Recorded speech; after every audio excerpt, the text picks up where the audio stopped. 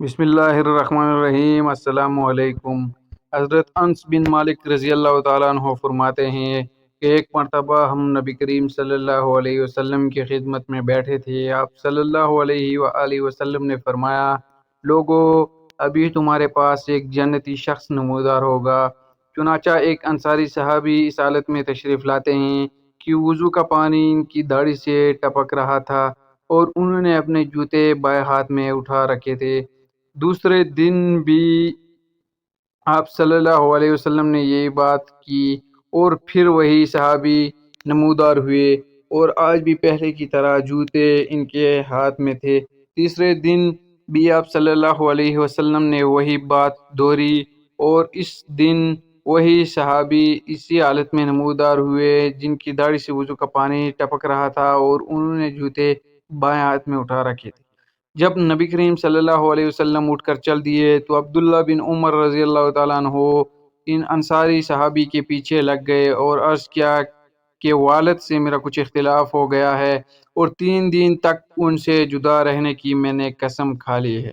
لہٰذا اگر آپ مناسب سمجھیں تو اس مدت تک مجھے اپنے ساتھ رہنے کی اجازت دے دیں۔ انصاری صحابی نے جواب دیا، کوئی بات نہیں، آپ جتنا چاہیں میرے گھر پر رہ سکتے ہیں۔ عبداللہ بن عمر رضی اللہ تعالیٰ عنہ کا بیان ہے کہ میں نے 3 راتیں ان کے ہاں گزاری، لیکن دیکھا کہ وہ رات میں کوئی عبادت نہیں کرتے، کوئی تہجد نہیں پڑھتے، البتہ رات میں جب بھی ان کی نیند ٹوٹتی یا کروٹ بدلتے تو اللہ کا ذکر کرتے اور ان کی بڑائی بیان کرتے۔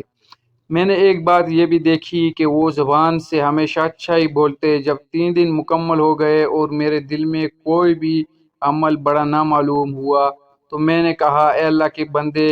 میرے اور میرے والد کے درمیان کوئی جھگڑا اور ناراضگی نہیں، البتہ میں نے نبی کریم صلی اللہ علیہ وآلہ وسلم سے سنا کہ 3 دن لگاتار آپ کے بارے میں فرما رہے تھے کہ ابھی تمہارے پاس ایک جنتی شخص نمودار ہوگا اور تینوں دن آپ ہی تشریف لائے، تو میں نے ارادہ کیا کہ آپ کے پاس رہ کر میں آپ کا عمل دیکھ سکوں کہ آپ کون سا عمل کرتے ہیں تاکہ میں بھی ویسا ہی عمل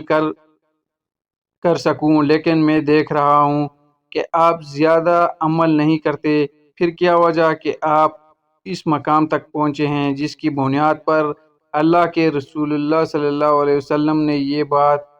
کہی ہے؟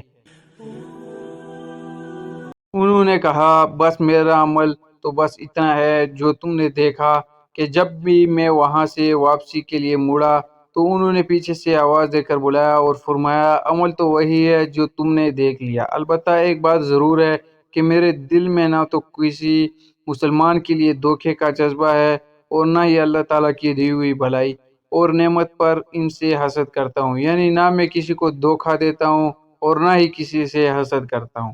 عبداللہ بن عمر رضی اللہ تعالیٰ عنہ نے کہا، بس یہی چیز ہے جو آپ کو اس مقام تک لائی ہے اور یہی وہ عادت ہے جس کو اپنانے کی ہم میں طاقت نہیں۔ محترم دوستو، بعض مرتبہ صرف ایک اچھی عادت انسان کو باقی لوگوں سے منفرد کرتی ہے